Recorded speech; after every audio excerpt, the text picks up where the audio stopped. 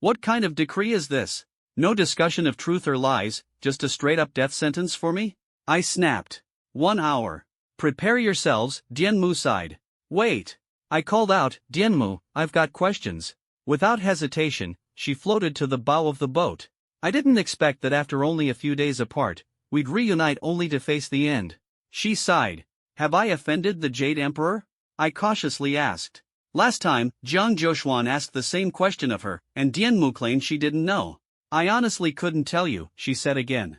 Is it because the Dragon Lady previously angered the Jade Emperor, and now he's taking this chance to kill us both? I pressed. I really don't know.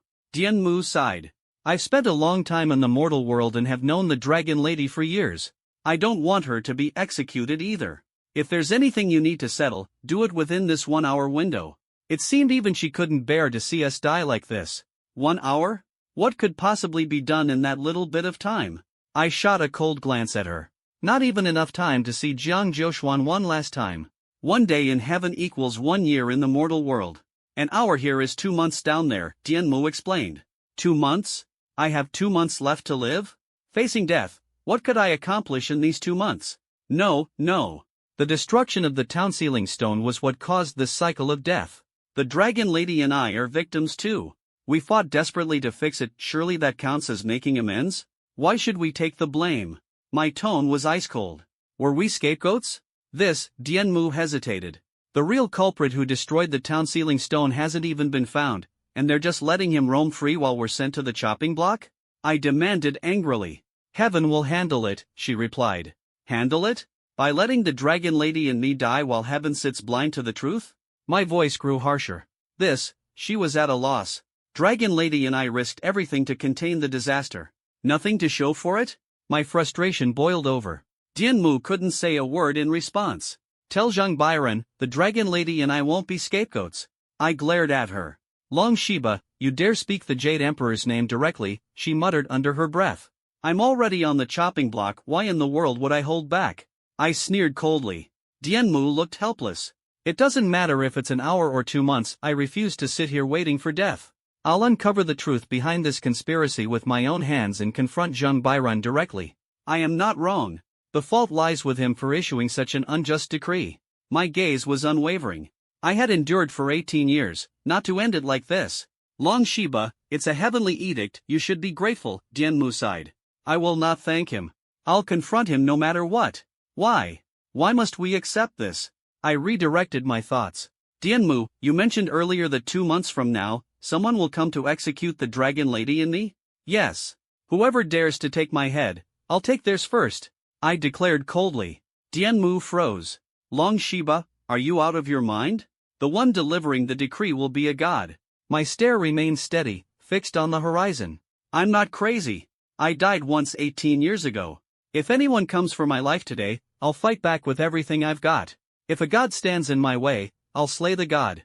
If a Buddha blocks my path, I'll destroy the Buddha. But mortals can't kill gods. Dianmu tried to reason with me. She thought I'd lost it, but I knew she meant well. At the Yellow River Dragon King's wedding, I witnessed the power of the gods. Yet now, I was cornered. The only choice left was to fight till the end. I refused to wait for the blade to fall, powerless in the face of death. Dianmu, thank you, but I've already made up my mind. I said firmly. Do you understand the cost of rebellion?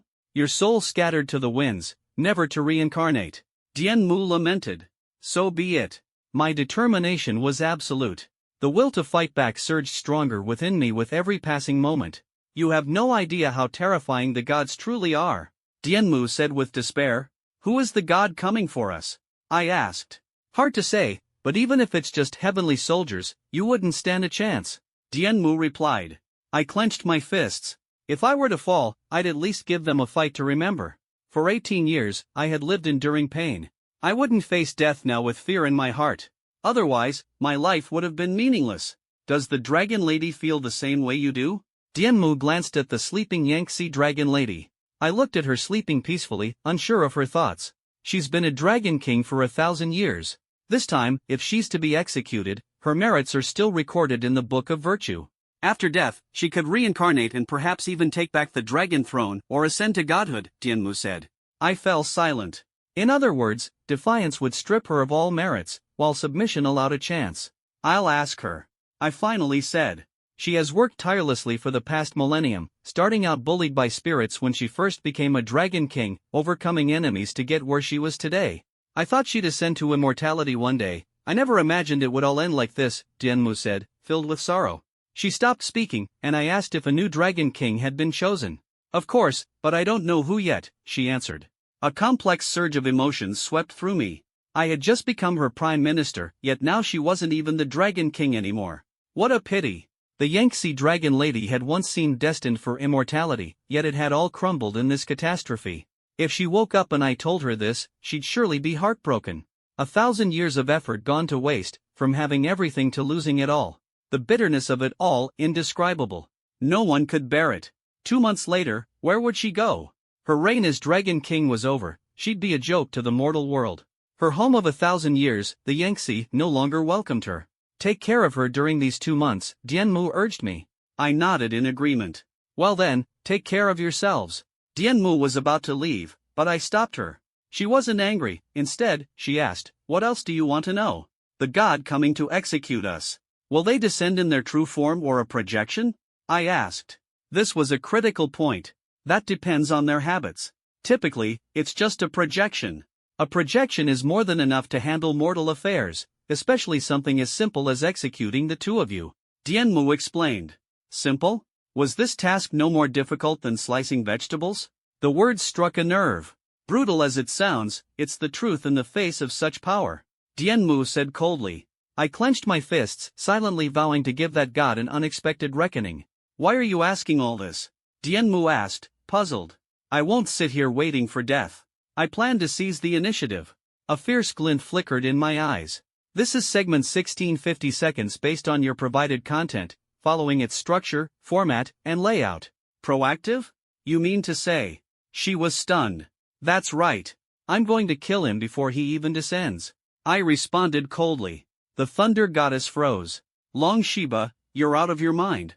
If you can run, run. Stay hidden as long as you can. But you're actually thinking of ambushing and assassinating an immortal? That's suicide.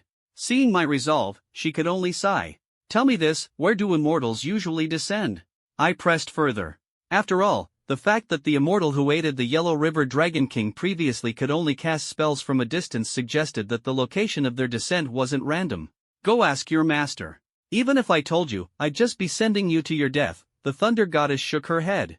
Seeing no use in pressing the matter, I didn't insist further. Then let me ask you one last thing. Speak. Immortals, do they have any weaknesses at all? I voiced my inner doubt. Of course they do, she replied. I felt a wave of relief. If they had weaknesses, my plan might actually work. What's their weakness? I asked eagerly. It varies from one immortal to another, each has their own vulnerabilities, she replied helplessly. I can't believe I'm even discussing this with you. As she began to hover upward, I grabbed hold of her. This was too important to let slide. You're as stubborn as my own kid, she said, exasperated. With a resigned sigh, she added, fine, I'll tell you. There have been mortals who've killed immortals before. One such man was Jiang Jiuxuan. He killed 10 celestial soldiers and then disappeared without a trace. To this day, he's a fugitive in the heavenly realm. If you can find him, he might help. Jiang Jiuxuan? I repeated, unfamiliar with the name. Such an extraordinary figure, and yet Jiang Jiuxuan had never mentioned him when he told me stories as a child.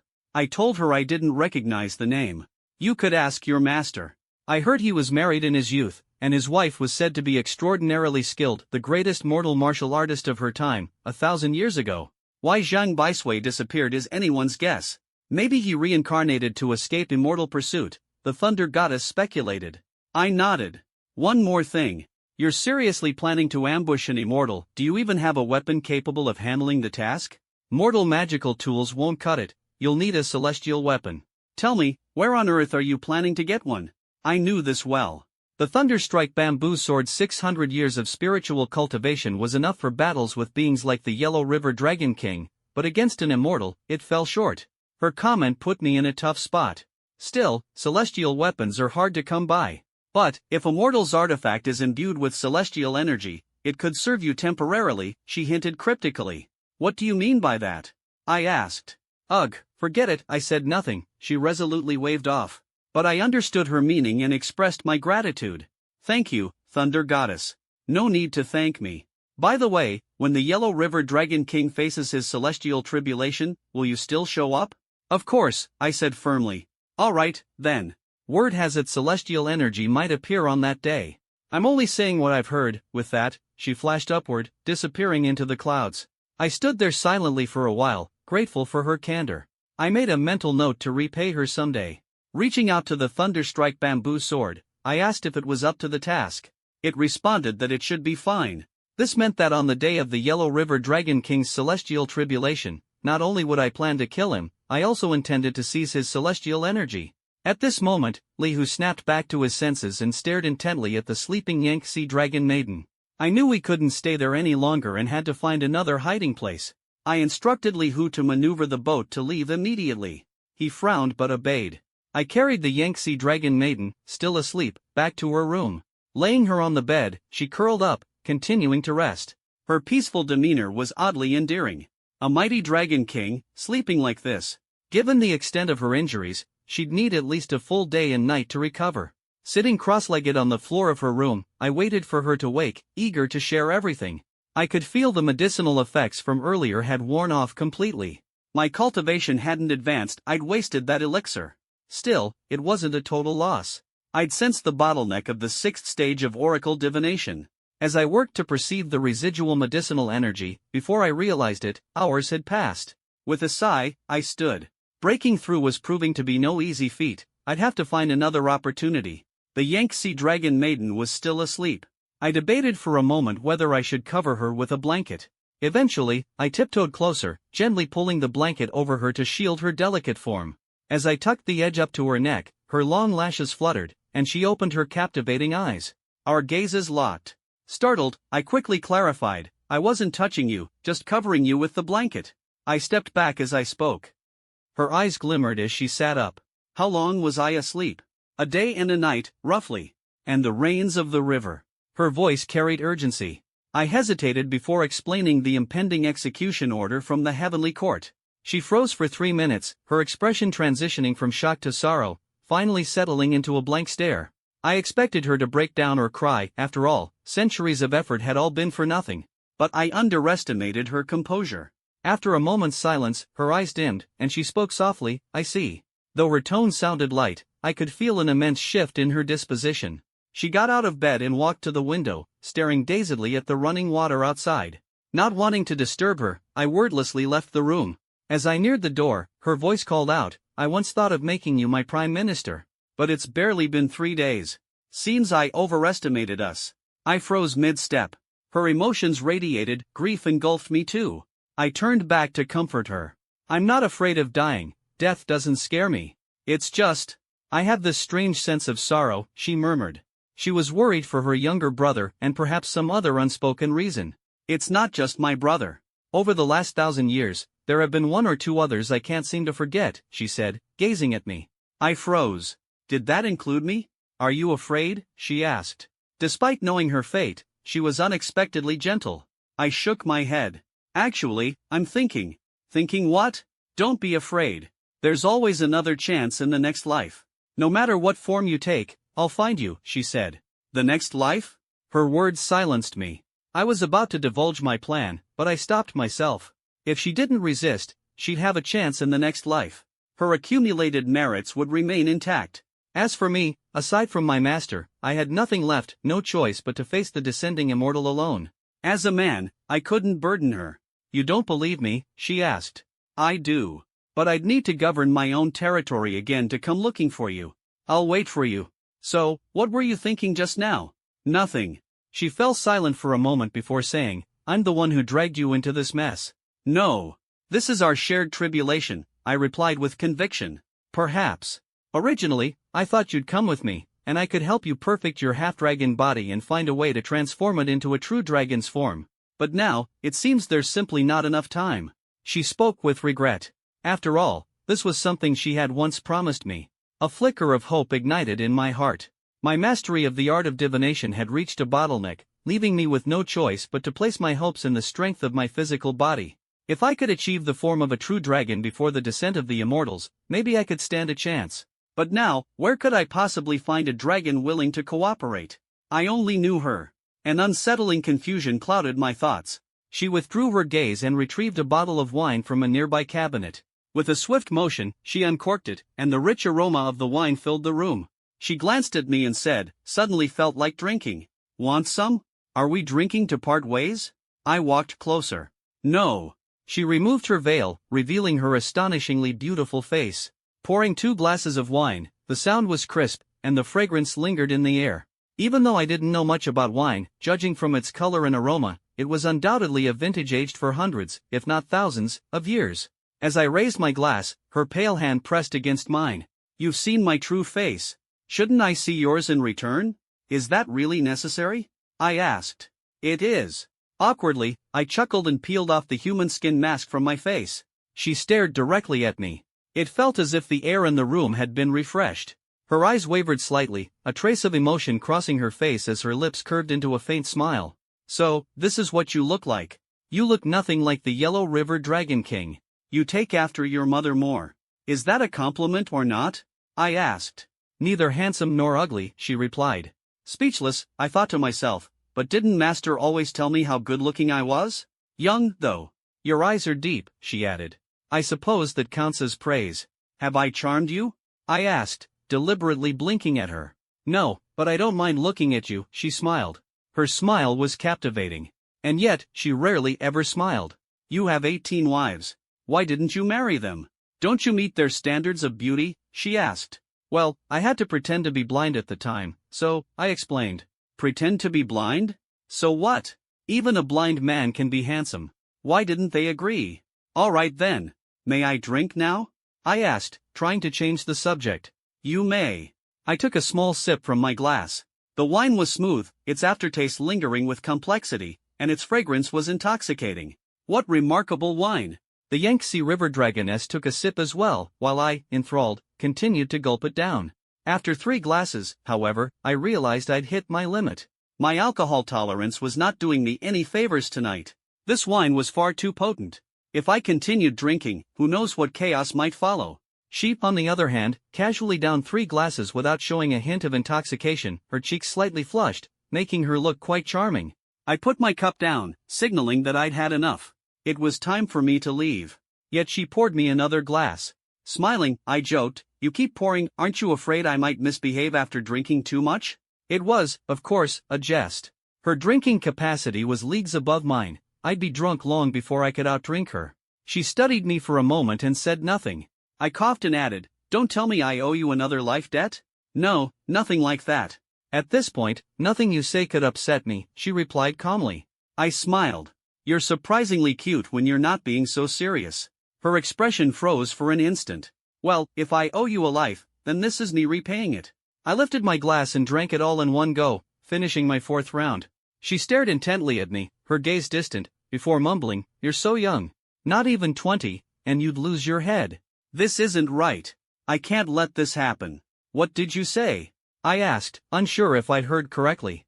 She emptied her glass and looked at me with a seriousness that made my heart race. "I'm taking you somewhere." "Where to?" I asked, confused. "You're too young. I won't let you die." Her voice was resolute. "Won't let me die?" I was stunned. Did this mean she intended to help me fight against the immortals? If so, wouldn't that mean she was giving up her chance at reincarnation? I shook my head and said, "It's fine. 18 years later, I'll still make a comeback." "No," she replied firmly, her eyes unwavering. Without waiting for my response, she cast a spell, wresting control of the boat from Lihu's grasp and steering us somewhere far away. I sat frozen in place, caught off guard by her sudden decision. "Moments ago, we'd been drinking leisurely. Why the sudden change of tune?" "Sit down. Do you still want to keep drinking?" she asked. I watched as she worked her spell and had little choice but to comply. She poured me another drink. "There's no need for any of this," I told her. "We'll be there soon," she replied, offering no further explanation and leaving me with little choice but to obey. So, I continued to drink idly. As the alcohol started to take effect, I finally set my glass down. Roughly an hour later, the boat came to a halt. Looking out the window, I saw we were between 2 towering, desolate mountains. The peaks were imposing, shrouded in a quiet sort of majesty. "Curious," I asked, "is this your treasure vault?" She nodded. My gaze flickered with intrigue. "Come with me," she instructed, stepping out of the cabin. I, too, donned my human skin mask and followed her out. Li Hu glared at me with eyes brimming with jealousy, the kind of jealousy that yearned to devour me whole. As I followed her out, the Yangtze River Dragoness made a sweeping motion with her hand. Beneath the water's surface, a whirlpool emerged, spiraling downward into the depths. Li Hu was both stunned and skeptical. "Master Chang, is this your treasure vault? You're actually granting him access? Why him?" At this point, Li Hu's jealousy seemed ready to boil over into madness. "Follow me," the dragoness said softly, descending gracefully onto the water's surface. As soon as her feet touched it, the water formed steps to carry her down. I mirrored her movements, and like magic, the water crystallized beneath my feet, forming solid steps. Step by step, I descended after her. Before long, we reached the bottom. Once again, she waved her hand, casting a spell that split the bedrock apart, revealing a hidden passageway. Clearly, this entrance hadn't been opened in a very long time. "Come inside," she instructed, stepping into the hidden cavern. The moment we entered, the lei bamboo in my possession spoke up excitedly. "Sir, this is it. This place holds treasures I'd been seeking." "Got it. I'll let her know," I murmured, following closely behind. The cavern was a massive, natural limestone chamber. My eyes widened at the sight of countless rare and priceless treasures, with ancient paintings and calligraphy being particularly abundant. Shelves were crammed with items I couldn't even recognize: artifacts, relics, weapons. On one side, there was even a pile of golden sands, though it was covered in layers of cobwebs and long forgotten. I was stunned. Who leaves gold just lying around? Walking over, I grabbed a handful of the gold, feeling its dense weight. "Why are you staring at the gold? Take as much as you want," the dragoness remarked casually, her attention focused on rummaging deeper into the cavern in search of something.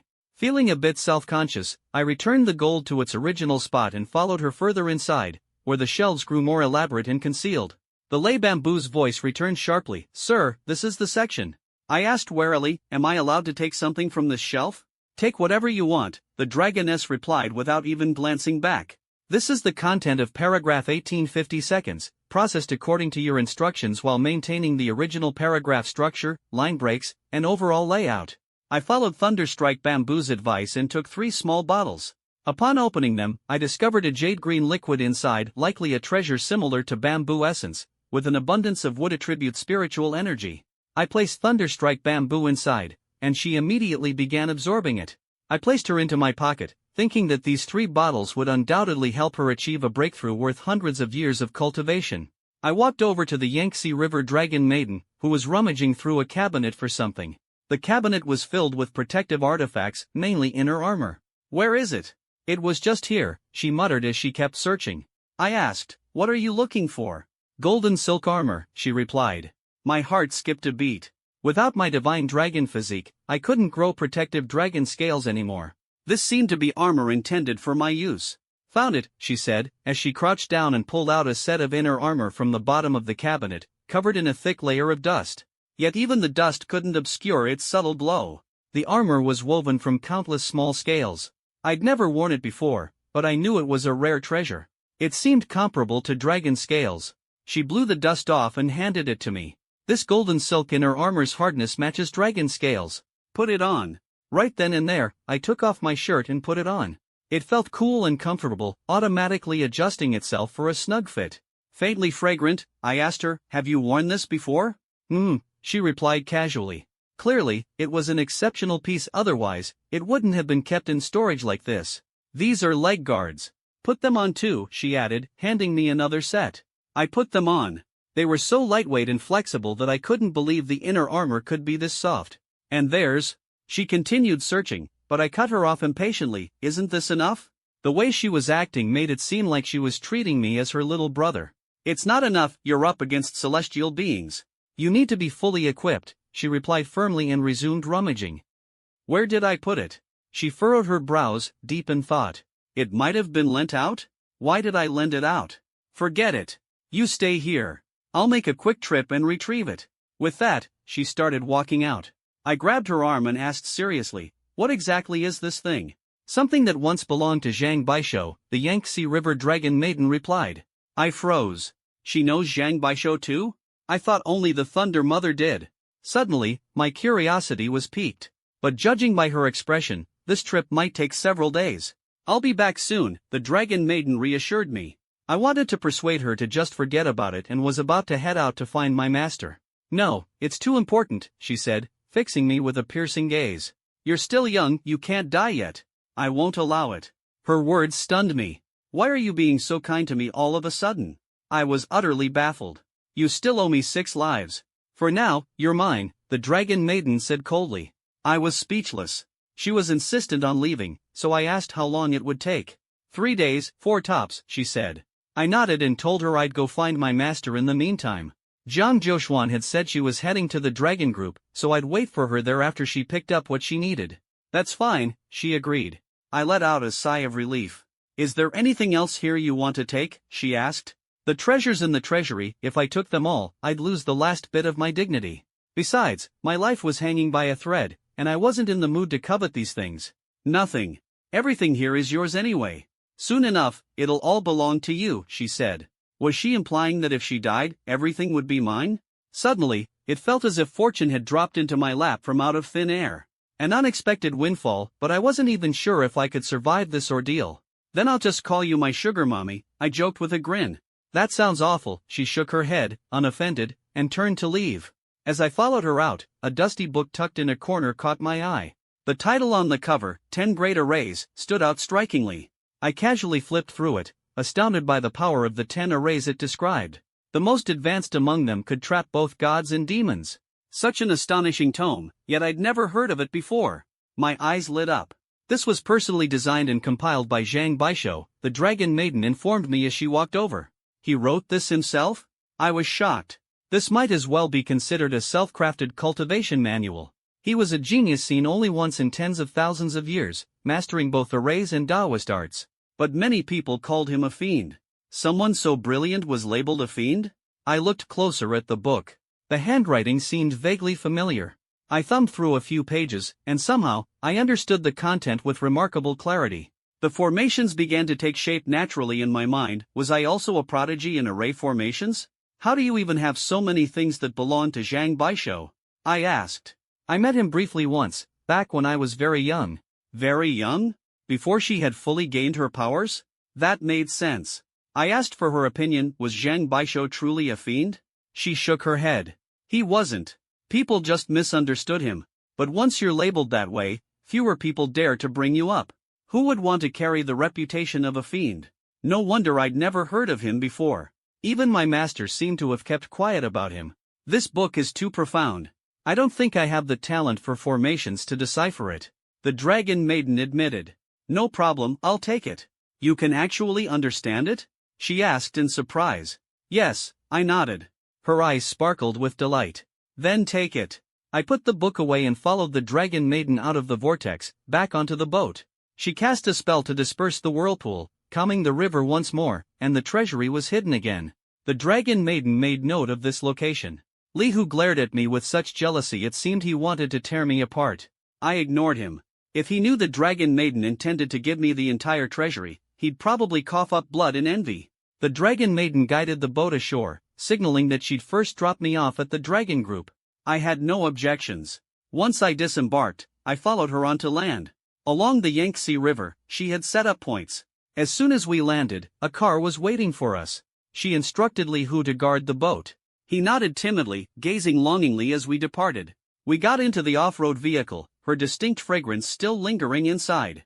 Why did your master go to the dragon group? The dragon maiden asked as she drove. I wasn't sure myself. The only thing I knew was that the dragon group leader had mentioned something big, something that only a beloved of the heavens could resolve. But exactly what my master was dealing with remained unclear. Perhaps there was another reason. With questions tumbling through my mind, 3 hours later, we arrived at the dragon group's base. It looked like an abandoned factory, spacious, yet devoid of life. Enchantment arrays surrounded the area as protection, but their level wasn't high, nowhere near comparable to the 10 great arrays. Here is the translated content, structured and formatted to match the original layout. I found it strange. After casually reading a formation book authored by Jiang Jiuxuan, I felt as though I had awakened some kind of formation ability. Could it really be this miraculous? The Yangtze River dragon maiden put on her veil, and I got out of the car. I'm heading in. You fetch the item, I told her. She nodded, watching as I walked toward the base. Suddenly, she called out, "Long Shiba, come back."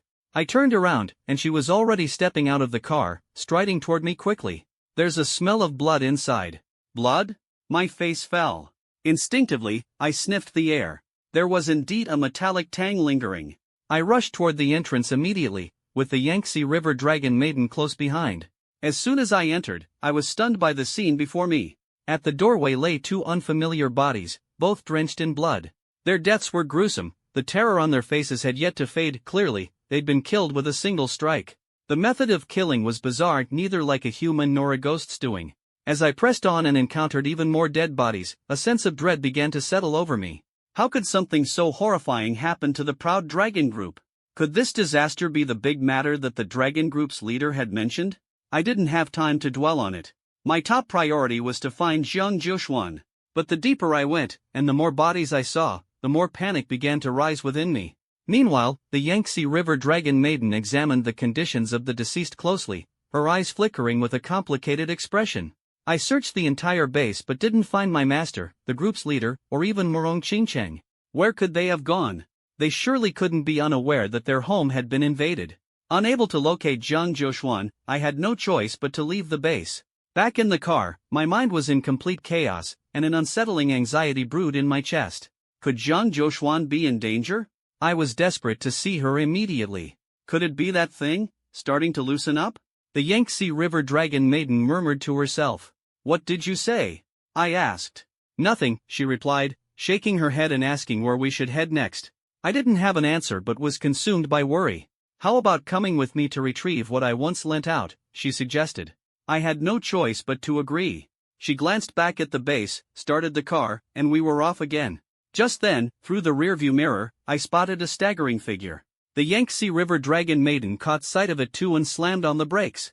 I quickly got out of the car and approached the person, only to find her pale, bloodied, and alarmingly weak. It was Morong Qingcheng.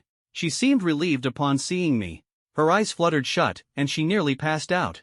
I rushed forward to catch her and hold her steady. Her delicate body leaned into my arms. "Morong, what on earth happened?" I asked anxiously. But Morong Qingcheng had already fallen unconscious. I hurriedly carried her back to the car, where the Yangtze River Dragon Maiden blew a breath of dragon energy toward her. The energy seeped into Morong Qingcheng's body, and her complexion gradually improved. Groggily, she came to. "Morong, what happened?" I pressed her again, my voice urgent. "Shiba, am I dreaming?" She clutched my shoulders with trembling hands, fear still etched across her face, clearly reeling from some terrifying event. She had apparently witnessed her colleagues being slaughtered one by one. How could she not be devastated? "Don't be afraid. Take your time," I tried to comfort her. "Did someone suddenly show up and kill everyone in the dragon group?" the Yangtze River Dragon Maiden interjected. Morong Qingcheng nodded urgently. "Who was it?" I continued. "I couldn't see clearly," she answered, tears streaming down her face. To be able to massacre so many people while remaining unseen, it was chilling. This only meant the assailants' power was overwhelming, far beyond comparison. "My master, the dragon group's leader, where are they?" I asked. "They had left earlier and hadn't returned yet," she choked out. Dread gripped me. "Jiang Jiuxuan, my master. Please, let her be safe." Trying to figure out what the big matter was that the dragon group's leader mentioned, I pressed further. Morong Qingcheng pondered for a moment before replying. "I'm not exactly sure, but recently the leader kept mentioning one name. It might be related." "Whose name?" I asked. "Zhang Baishui." "Zhang Baishui?" I froze, and so did the Yangtze River Dragon Maiden. "Are you sure it has something to do with Zhang Baishui?" I asked skeptically. According to the Yangtze River Dragon Maiden, Jiang Baishui was a genius, but also a demon. I'd overheard from Dianmu that this guy had even killed immortals in the past. If he truly was a demon, then perhaps the catastrophe that the leader had referred to might indeed involve him. "I'm not sure," Morong Qingcheng admitted hesitantly. But the Yangtze River Dragon Maiden declared, "It's not related to him." "How do you know?" Morong Qingcheng asked, taken aback. It was clear she wasn't expecting to see me with the Yangtze River Dragon Maiden. "The leader has been working on something. I know what it is, and it has nothing to do with Zhang Baishui," the Yangtze River Dragon Maiden affirmed. "Not necessarily. I've heard the demon is capable of any vile act," Morong Qingcheng retorted. When she said demon, it struck a nerve. "It's not that," the Yangtze River Dragon Maiden retorted firmly. Morong Qingcheng let out a small cough. Seeing that she still seemed shaken, I let her rest in the back seat and continued pressing for answers. The Yangtze River Dragon Maiden said, I don't know the details. The affairs of the mortal realm aren't mine to manage. My focus lies with the Yangtze. But I've heard Jiang Jiuxuan set up a formation. A formation? What kind of formation? I asked, puzzled. Some say it's a demonic array, but in truth, it's a protective formation for safeguarding the mortal realm. People misunderstood him, the Yangtze River Dragon Maiden explained. How can you be so sure it's a misunderstanding? Her statement brought me a bit of comfort. When I was yet to ascend, I met him. My spiritual instincts told me he was kind-hearted by nature. He wouldn't set up such a thing as a demonic array. The Yangtze River Dragon Maiden shook her head and continued, there was even a time when I tried to find him, but fate kept us from meeting. Then I went into seclusion for 1,000 years, during which mortal affairs grew foreign to me. After I emerged, I heard rumors of him slaying gods and massacring thousands in a moment of rage. Massacring thousands? That's insane! I exclaimed in shock. She went on, he once discovered a haunted site filled with ghostly energy, where a 1,000-year-old zombie was cultivating by draining people's blood. To eliminate the threat, he set up a sealing formation. But, unfortunately, his good deed invited backlash and scorn instead. Backlash? They cursed him? For doing good? I fumed. Morong Qingcheng, now fully alert, also listened attentively. The haunted site contained Inyuan grass, a crucial herb for refining certain pills that calm the mind and steady the spirit. Many practitioners relied on it. Jiang Jiuxuan's sealing off the area meant they could no longer obtain the herb, which naturally drew their ire, the Yangtze River Dragon Maiden explained. How selfish of them! I scoffed. They banded together, demanding that he undo the formation. Did he agree? I inquired. He did. But after he removed it, they turned around and chastised him for being stubborn and causing harm instead, she said coldly. He removed it, how could they still criticize him? I asked darkly. Even Morong Qingcheng was furious. The zombie king in the Yin Ghostland started attacking people, and many lost their lives. They pinned all the blame on Jiang Jiuxuan. The zombie king was terrifyingly powerful, yet all they could think of was to send Jiang Jiuxuan to his death while they sat back to enjoy the results. Aren't they just using Jiang Jiuxuan as a tool? It's despicable. Of course, he refused. They morally blackmailed him, calling him less than human, cursing that his entire family should die. Jiang Jiuxuan ignored them and coldly drove them away. Those people did something even more vile, they lured the zombies out of the Yin Ghostland and straight to Jiang Jiuxuan's doorstep. What? Those people are worse than animals. I slammed the table in rage, my anger boiling over. Morong Qingcheng clenched her fists. Animals. At that time, Jiang Jiuxuan wasn't home. Only his elder sister, unskilled in the arcane arts, was there waiting for their meal. The zombies invaded suddenly and tore her apart. When Jiang Jiuxuan came back, he found the house soaked in blood, the food stained red, and his sister's corpse brutally mangled. The Longjiang dragon girl's icy gaze was sharp as a blade. Unforgivable. They all deserve to die. I roared, my eyes bloodshot. Morong Qingcheng shouted in anger, animals. Afterward, he killed everyone, the Longjiang dragon girl said flatly. And then, he became a demon everyone cursed under the heavens. But it was the others who were in the wrong, what he did was for the people, yet they smeared his name to justify their guilt. Her voice rippled with fury, injustice, and resolute defiance. It was obvious that the moment she heard this story, her mind was filled with indignation and sympathy for Jiang Jiuxuan. I gripped the armrest tightly, unable to extinguish the flames of rage in my chest. Inside the cramped car, I was burning with fury. The Longjiang dragon girl was calm as still water, and Morong Qingcheng radiated anger just as intense as mine. It took me a full 5 minutes to slowly collect myself, though I was shocked at the depth of my own wrath. Why was this? Later, I heard he got married. His wife was said to be very beautiful, and the sword she wielded was the thunder bamboo sword, the Longjiang dragon girl said. What? I exclaimed in disbelief. The thunder bamboo sword? Could this daughter of heaven that the leader of the dragon team once mentioned be Jiang Jiuxuan's wife? Even the lightning mother hinted that Jiang Jiuxuan had married young. I really never expected the two of them could be a couple. Thankfully he found someone to marry him otherwise, witnessing his sister's death with his own eyes, how could he have continued on? Morong Qingcheng sighed, her eyes filled with a glimmer of hope. After hearing Jiang Jiuxuan's tale, she had completely changed her perception of him and sincerely wished the demon could live a good life. I fell silent. Who could truly understand how close Jiang Jiuxuan had been to despair, rage, and utter madness at that time? 18. If one day your sister also died before your eyes, would you seek revenge? Morong Qingcheng suddenly turned her gaze to me and asked. Don't speak such inauspicious words, I replied sternly. I'm just asking, hypothetically. This is a question that should never be asked. From the moment the Longjiang dragon girl started telling the story, my anger had already reached its peak. If I were ever to personally witness Long Shiyu dying in front of me, I'd have only one course of action: kill everyone involved in her death. 100 implicated? Kill 100. 1,000 implicated? Kill 1,000. And if I could pull it out by the roots, I'd never hesitate. As I spoke, both Morong Qingcheng and the Longjiang dragon girl stared at me. Then you'd end up as nothing but a demon in the eyes of others. Morong Qingcheng laughed faintly. If I'm truly pushed to become a demon, then I'll be one willingly, I said slowly. The difference between celestial and demonic is but a single thought. Alright, I won't ask anymore, Morong Qingcheng nodded. Of course, I wish for Shiyu to live well. It's just that she. What about her? I asked, knowing she was frail. Nothing. Morong Qingcheng turned to the Longjiang dragon girl and asked, what happened after he got married? After that, there were no more major news about him. It said they suddenly disappeared. The Longjiang dragon girl's tone was tinged with regret. So many years have passed. Maybe he's already been reincarnated. I wonder who he is now. She fell into silence after that. It was the first time I'd ever heard her talk so much, and it was clear Zhang Baisu's story had deeply moved her. Even Morong Qingcheng couldn't contain her curiosity. After hearing it all, I was even more intrigued by Zhang Baisu myself. However, could it be that the demonic array the dragon team leader mentioned and the story just told by the Longjiang dragon girl were linked? Was history repeating itself? Did Zhang Baisu's well-intentioned array get mischaracterized as a demonic array by a group of selfish individuals? With that thought, my rage reignited. In my mind's eye, I could almost see countless despicable faces cursing and plotting against Zhang Baisu. Such disgusting behavior. Wasn't this just a case of betrayal and ingratitude, of biting the hand that feeds you?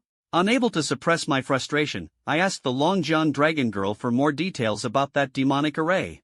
I just couldn't bear the injustice on Zhang Baisu's behalf. The Longjiang dragon girl thought for a moment, then said, I heard there was a mysterious cave somewhere releasing deadly energy. Before his sister was killed, Zhang Baisu had sealed it. But when he came back, his sister had already been bitten to death.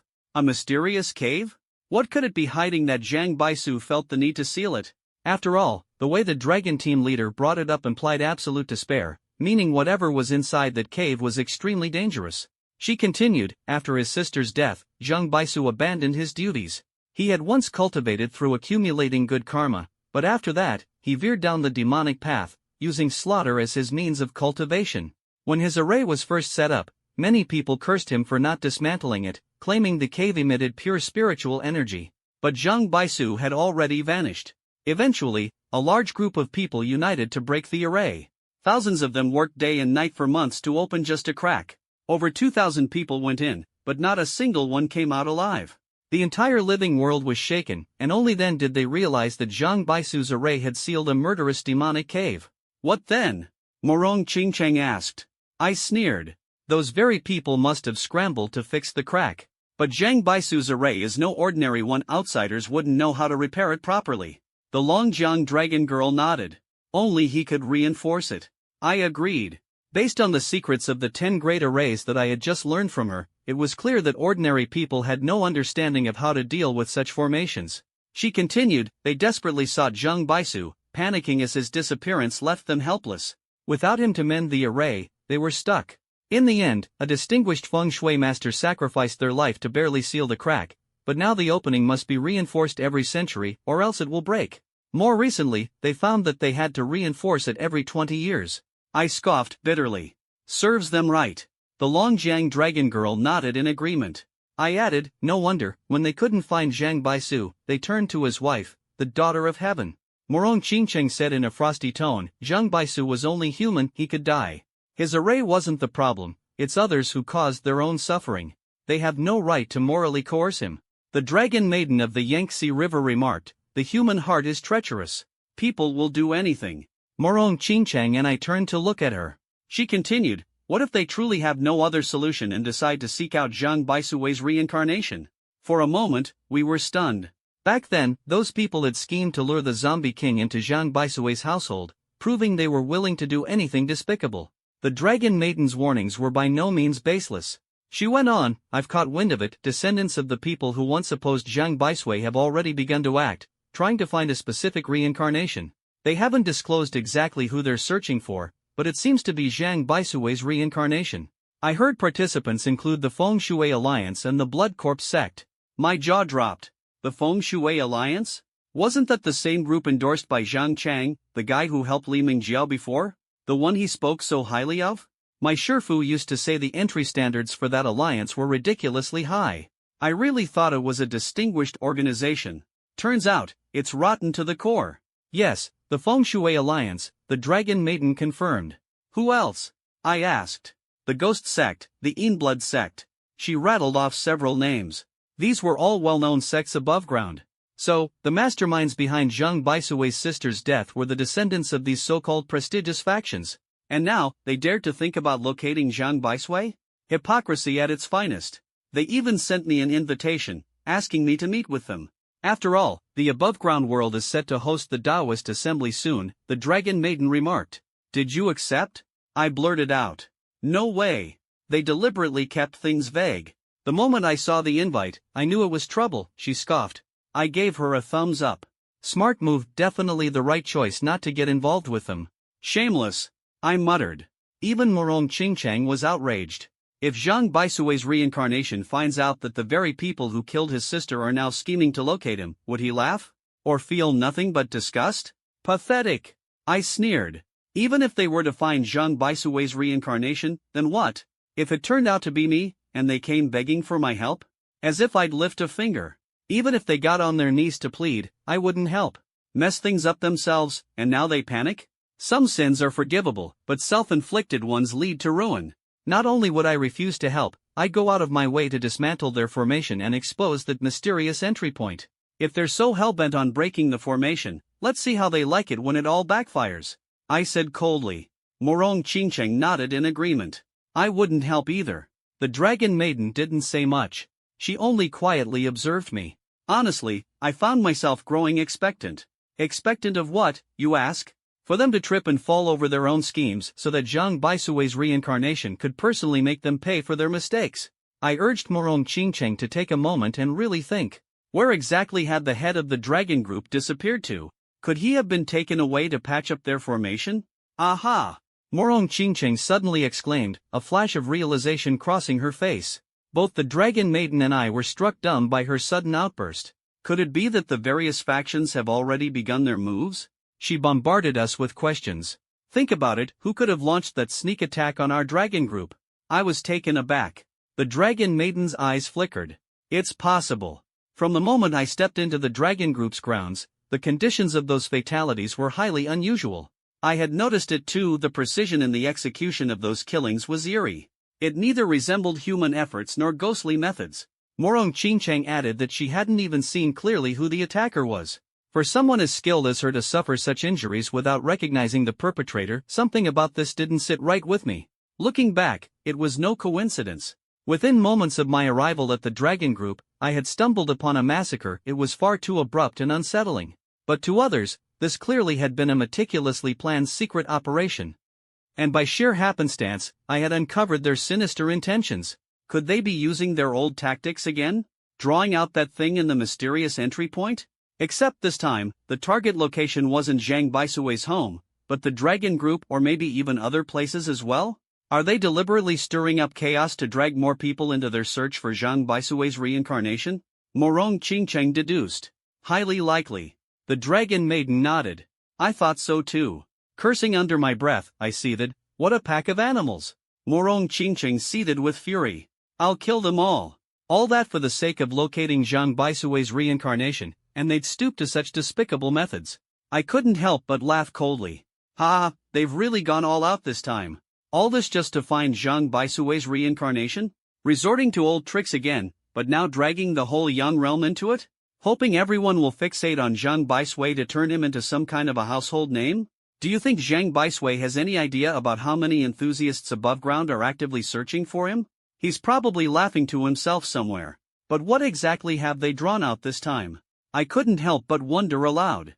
The Dragon Maiden shook her head. I don't usually pay attention to what happens on land. My focus is on the waters. But judging from the tragedy at the Dragon Group, whatever it is, it's no ordinary entity. I silently resolved I couldn't afford to be dragged into this mess. Suddenly, the dragon maiden's gaze locked onto something outside the car. I asked, "What is it?" She murmured, "I think I just saw something flash by. Probably the thing responsible for killing the dragon group. It hasn't left yet." It hasn't left yet? I was stunned. Whatever it was, I hadn't sensed anything. Morong Qingqing's face turned pale as a sheet. If even she was frightened, it meant the threat was genuinely grave. "This thing is highly unusual. You take Morong Qingqing and leave first." The dragon maiden opened the car door as if ready to confront the situation head-on. I quickly followed her, knowing that recklessly engaging an unknown adversary could prove disastrous. "Aren't you supposed to lead Morong Qingqing to safety?" The dragon maiden looked at me in confusion. "Don't go," I told her. "But it's still watching us," she protested. "Let it watch," I replied calmly. Until I could pinpoint its exact location, it was clear this creature had mastered the art of concealment far too well for us to act carelessly. "I hate being watched," she muttered, raising her hand as if about to strike. "Don't act impulsively," I stopped her quickly. The dragon maiden faltered. I realized I sounded like a boss reprimanding an employee, which seemed disrespectful toward her. She had every reason to be insulted, yet instead of getting annoyed, she simply glanced at me, let out a soft "all right," and returned to the car without causing a scene. Her reaction caught me by surprise. Back inside the car, she started driving away from the area. Through the rearview mirror, I caught a faint glimpse of a blurred figure at the corner of a distant wall. It moved with an unsettling, chameleon-like quality. The most terrifying aspect? Its presence was nearly undetectable, like a mirage, straddling the boundary between human and ghost. No wonder Morong Qingqing couldn't see it, it was practically invisible. How could anyone catch sight of it? "It seems like it's still following us," I said in alarm.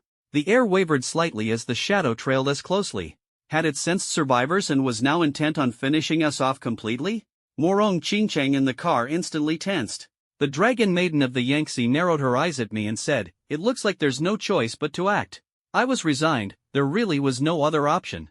She stopped the car, and the hazy shadow halted as well, apparently observing us. Before stepping out, the dragon maiden asked, "Can I get out this time?" I coughed a few times and said, "You can." Without another word, she walked straight toward it. As she approached the shadow, it suddenly struck. In that instant, I felt an overwhelming wave of murderous intent. Its speed was terrifying, almost impossible to track. Completely cloaked, this kind of attack was enough to take down any ordinary person. That's why the dragon group had suffered devastating losses, obliterated by just one strike. What surprised me even more, however, was the dragon maiden's response. Faced with such a sudden and deadly move, she didn't retreat, dodge, or even wield any talisman to shield herself. She merely raised her hand, fingers forming a claw, and aimed for it with absolute precision. With a resounding boom, it was as though something had collided with the muzzle of a gun. She had caught something midair. Her eyes narrowed as she gripped tightly a violently shifting block of what appeared to be transparent ice. She had single-handedly captured the thing that had wiped out the dragon group? Morong Qingqing was stunned, and so was I. Suddenly, a chilling infant-like scream echoed, and the three of us froze. Even the dragon maiden's eyes flashed with an unusual hue. What kind of creature was this? Crack! The dragon maiden's fingers tightened, and the ear-piercing cry stopped. The oppressive and eerie atmosphere around us dissipated. We fixated on her grasp, expecting the apparition to reveal its true face. But with another sudden boom, it seemed to explode. The dragon maiden took a step back and murmured to herself, "Condensed energy manipulation?" Morong Qingqing and I rushed over, demanding, "What's going on?" She explained, it was a projection of energy, remotely controlled by someone. Our faces darkened further. Remote spellcasting? Enough to annihilate nearly the entire dragon group? That meant there was something unimaginably sinister hidden beyond that mysterious cave entrance. Who could be behind this? My mind buzzed with questions. This entity is incredibly dangerous, it has to be eliminated. If hundreds or thousands of these appear in the mortal realm, the chaos would be beyond imagining, the dragon maiden said. The gravitas in her tone left no room for doubt. This wasn't something we could let fester, destruction was imperative. After all, we still needed the mortal realm to cultivate, we couldn't let calamity spread unchecked. Then, in a blink, the dragon maiden's fingers grasped at empty air again as faint black energy coalesced, suddenly darting toward me. I was utterly shocked. Why was it targeting me? Before I could react, the dragon maiden snatched at it again. The dark energy, realizing it wasn't a match, swiftly retreated, escaping at a blinding speed. I was furious. What did I ever do to provoke this thing? The dragon maiden gave me a curious look, saying, "It attacked you directly, that's strange. I want to chase it and investigate." "Fine. Qingcheng, stay in the car and wait for us," I said. Morong Qingcheng, knowing she couldn't help, quickly agreed. I escorted her back to the car, only to find the dragon maiden extending her hand to me. I froze. Was she planning to fly? Sure, dragons could fly, but if a mortal were to witness this. As the black energy sped away into the distance, I took her hand, and for a moment, it felt as though I was holding an exquisite piece of lamp-fat jade, so smooth and delicate. Her fingers were long and soft. I couldn't resist gently rubbing her hand. She paused, slightly surprised, but said nothing. Then, pulling me along, she leapt into the air. Within seconds, we were soaring 1,000 meters high, chasing after the dark energy at dazzling speed. She was much faster than the car. It crossed my mind, would she be even faster if she revealed her true form? She must be. We pursued the energy for what felt like ages, finally reaching a deserted mountain range. The surroundings were densely packed with towering peaks, like a primordial forest. The black energy remained astoundingly fast, but as we closed in, it suddenly disappeared. Ahead, it had dived into an old manor nestled in the heart of a desolate mountain. The estate was sprawling, a classical structure reminiscent of an ancient grandmaster's secluded retreat. I squinted. Faint spiritual light shimmered atop the roof. There was a formation. The formation wasn't particularly strong, barely 3rd or 4th grade at best. The black energy had slipped inside easily, the barrier proving fairly useless. The owner was probably some formation enthusiast who had set it up themselves. But the aggressive nature of the aura around the formation suggested that the inhabitant wasn't to be trifled with. The dragon maiden reacted abruptly. "Oh, what a coincidence. What do you mean?" I asked. "Remember how I mentioned that there was something I loaned out?" "It's with the person who lives here," she replied. I was taken aback. "What are the odds?" It belongs to my father's acquaintance." The dragon maiden added, "And he's one of the people I dislike the most." "Did he bully you when you were little?" I asked. "I don't let people bully me," she said firmly. "Did your younger brother bully you, though?" "He's allowed." "What about me? Can I bully you?" I teased. "Why would you bully me?" she countered sharply. I laughed awkwardly. "I dislike being lied to," she added. Did that mean she'd let me bully her otherwise? I shrugged. "I wouldn't."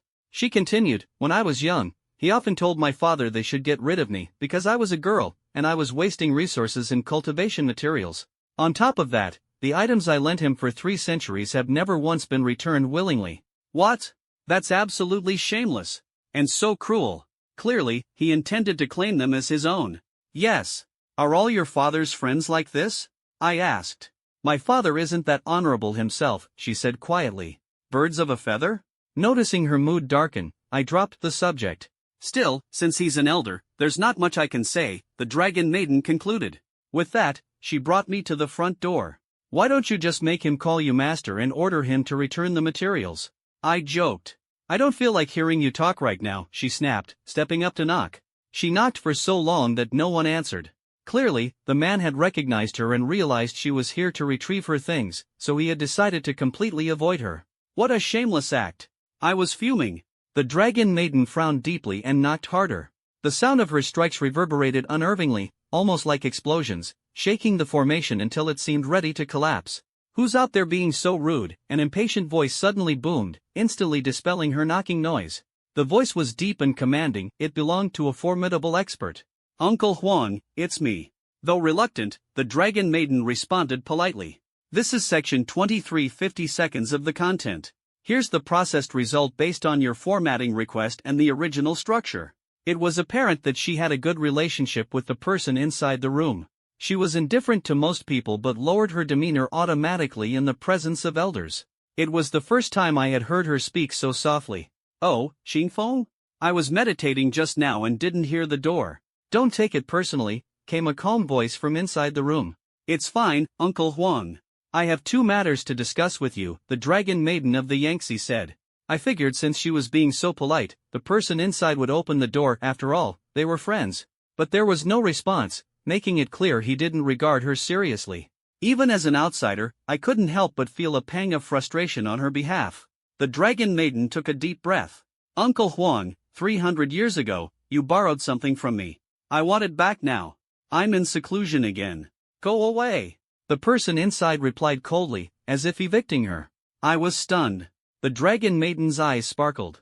Uncle Huang, that item is crucial to me. Please return it. Silence. It was evident that the person inside had no intention of acknowledging her. Seeing her humble herself for my sake made my heart heavy. Perhaps in these thousands of years, she had never degraded herself like this. Her fingers clenched tightly, the anger evident, but she pushed it down and turned to me. I will get that item back. No matter the obstacles, I will reclaim it. I will not let you die.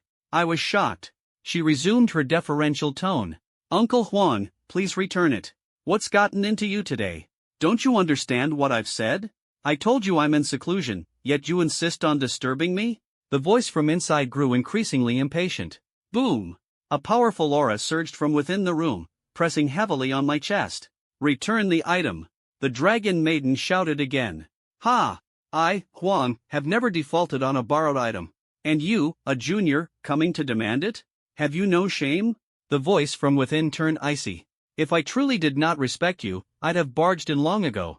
The dragon maiden countered. Impudent! Boom!